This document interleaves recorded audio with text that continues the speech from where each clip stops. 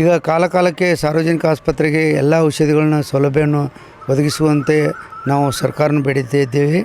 ಹಾಗೂ ವೃಂದ ಹಾಗೂ ನೇಮಕಾತಿ ನಿಯಮಗಳನ್ನು ಪ್ರತಿ 3 ವರ್ಷಕ್ಕೊಮ್ಮೆ ತಿದ್ದುಪಡಿ ಮಾಡಲು ಸರ್ಕಾರಿ ಆದೇಶವಿದ್ದಾಗ್ಯೂ ಸಹ ಉಲ್ಲಂಘಿಸಿ 1973ರಿಂದ ಇಲ್ಲಿಯವರೆಗೆ ಆರೋಗ್ಯ ಇಲಾಖೆ ವೃಂದ ಮತ್ತು ನೇಮಕಾತಿ ನಿಯಮಗಳನ್ನು ತಿದ್ದುಪಡಿ ಮಾಡದೇ ಇರುವುದು ಹಾಗೂ ಇಲಾಖೆ ಎಲ್ಲ ವೃಂದಗಳ ಜ್ಯೇಷ್ಠತಾ ಪಟ್ಟಿಯನ್ನು ಇದುವರೆಗೂ ಪ್ರಕಟಿಸದೇ ಇರುವುದು, ಇಲಾಖೆ ಎಲ್ಲ ವೃಂದದ ಯಾವುದೇ ಅಧಿಕಾರಿ ನೌಕರರಿಗೆ ಕಳೆದ 5 ವರ್ಷಗಳಿಂದ ಮುಂಬಡ್ತಿಗಳನ್ನು ನೀಡದೇ ಇರುವುದು, ನಿಯಮಗಳಲ್ಲಿ ಅವಕಾಶವಿದ್ದಾಗ್ಯೂ ಸೇವಾನಿರತ ವೈದ್ಯರು, ಅಧಿಕಾರಿ ನೌಕರರು ಉನ್ನತ ವ್ಯಾಸಂಗ, ಸ್ನಾತಕೋತ್ತರ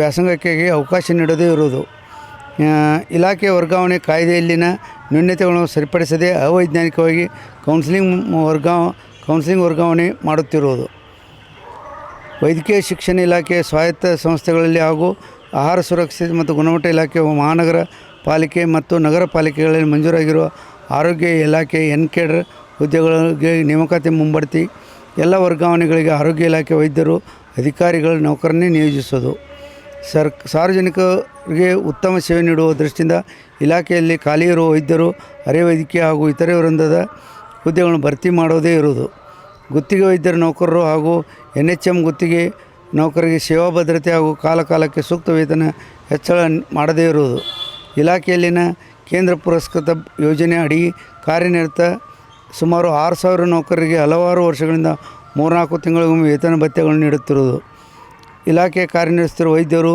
ತಜ್ಞ ವೈದ್ಯರು, ಇತರೆ ಸಿಬ್ಬಂದಿಯವರಿಗೆ CGHS, ABCTE ವೈದ್ಯಕೀಯ ಶಿಕ್ಷಣ ಇಲಾಖೆಯಲ್ಲಿ ಮಾದರಿಯಲ್ಲಿ ವೇತನ ನೀಡುವುದು, ಇವೆಲ್ಲ ಬೇಡಿಕೆಗಳನ್ನು ತಾವು ಸರ್ಕಾರ ಈಡೇರಿಸುತ್ತೆ ಎಂದು ನಂಬಿರುತ್ತೇನೆ.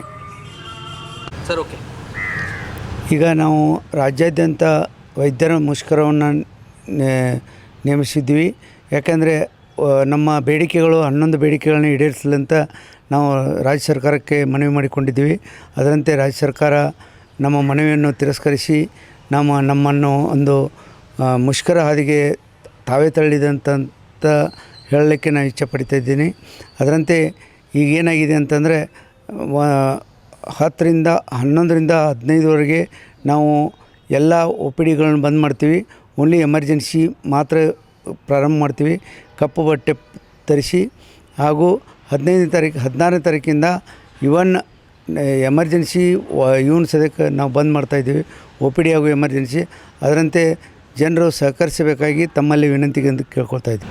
ಈಗ 11ನೇ ತಾರೀಕಿಂದ ಸ್ಟಾರ್ಟ್ ಮಾಡ್ತಾಯಿದ್ವಿ. ಈಡೇರಲಿಲ್ಲ, ನಮಗೆ ಯಾರೂ ಪ್ರೋತ್ಸಾಹ ಕೊಡಲಿಲ್ಲ, ಇದನ್ನು ಕೊಡಲಿಲ್ಲ ಅಂತಂದರೆ ನಾವು 16ರಿಂದ ನಾವು ತುರ್ತು ಕರ್ತವ್ಯಗಳನ್ನು ಗೈರಾಗ್ತೀವಿ. Yes sir.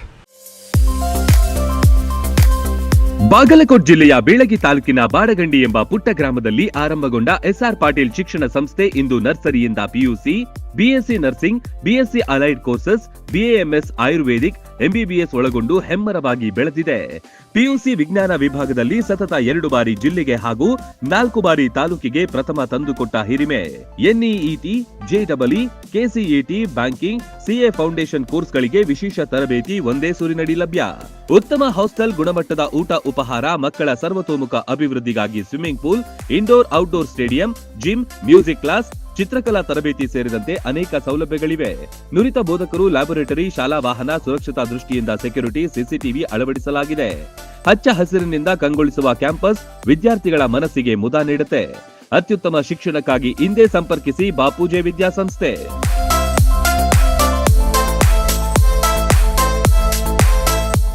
Run TV news videos ನೋಡಲು ಸಬ್ಸ್ಕ್ರೈಬ್ ಮಾಡಿ, ಬೆಲ್ ಐಕಾನ್ ಪ್ರೆಸ್ ಮಾಡಿ.